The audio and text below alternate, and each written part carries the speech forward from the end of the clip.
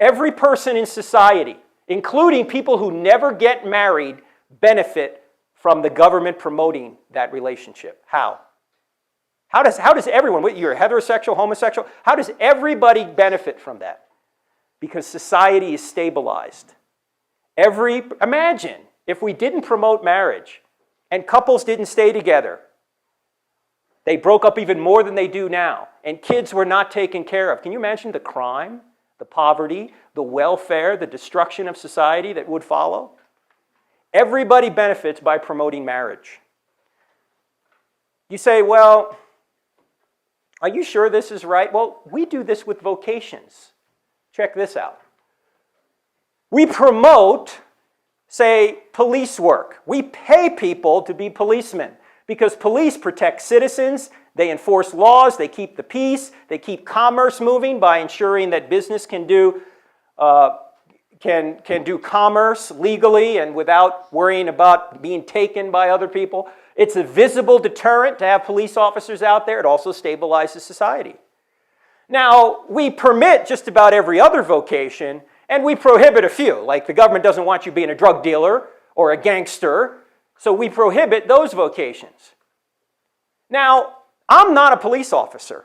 Am I being discriminated against because I choose not to be a police officer? No. Similarly, nobody is being discriminated against because they choose not to take part in the relationship between a man and a woman that stabilizes or perpetuates and stabilizes society.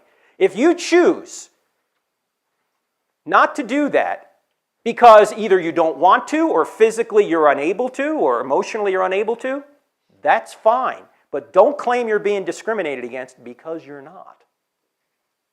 Nobody is being discriminated. In fact, there is no such a thing as a civil right to marriage. The government does not have to recognize your marriage. The government does recognize heterosexual marriage because of the great benefits it brings to everybody, but it doesn't have to recognize every relationship.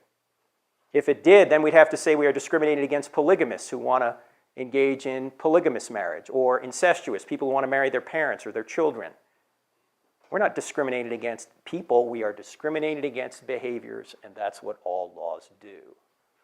Now, there's a couple of questions you should ask if you only have a couple of minutes with somebody on this topic. The first question is this: what would be the effects on society if everyone lived faithfully in natural marriage, marriage between a man and a woman? What would be the effects on society?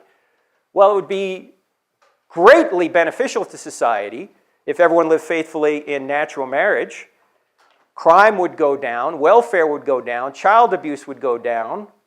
Of course, people abandoned by their spouses would go down. And there'd be a great benefit for everybody. The economy would be better, everything would be better. Second question: what would the effects on society be if everyone lived faithfully in same-sex marriage? This is not rocket science. The world would die out. No, I'm not saying that promoting same-sex marriage would cause this. I'm only asking these questions so we can look at the answers to these questions and realize that the behaviors are not the same. Same-sex coupling is not the same as opposite-sex coupling. It's not the same physically, it's not the same emotionally, it's not the same biologically, it's not the same procreatively. It's not the same, so don't treat it the same. You know, I notice it seems that political liberals want to treat people who are equal unequally, and they want to treat behaviors that are unequal equally. In other words, people are equal, but they want to treat some people with, say, affirmative action because we're not sure you can make it on your own, so we're going to give you special treatment. Yet, when it comes to behaviors which demonstrably are different, that opposite sex and same-sex relationships are different, they want to treat them the same.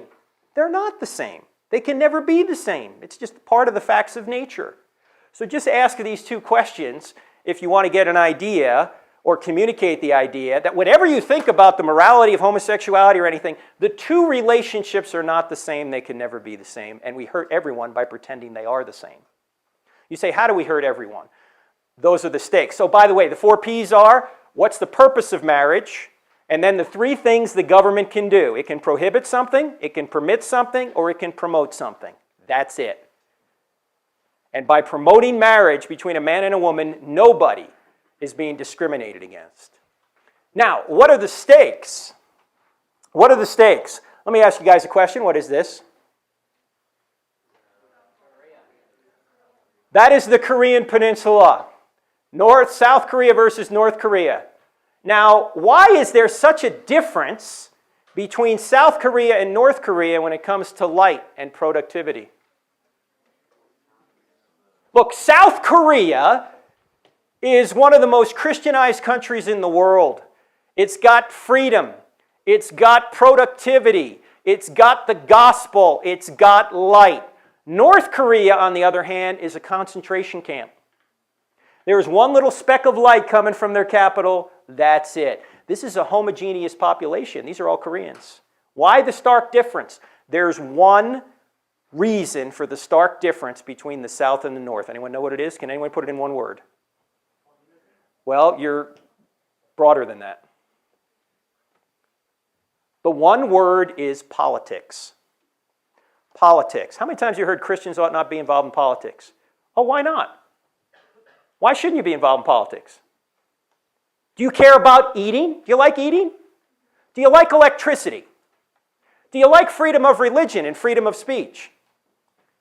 Do you like the ability to choose your vocation? Do you like these things? Guess what? They're all political. The way our economy runs is affected by the laws we make in Washington and our state and local governments. What you can and can't say in church is affected by the laws we make in Washington and our state and local governments. What we can and can't do in this room is affected by the, you can't do what we're doing in this room in North Korea. It's not legal. Politically, they've ruled it out. Now, you may think I'm being overly dramatic here, but I'm telling you, if there's one issue in our society that can stop the gospel, not completely, but blunt it, it's same-sex marriage. You say, how so? Stand by.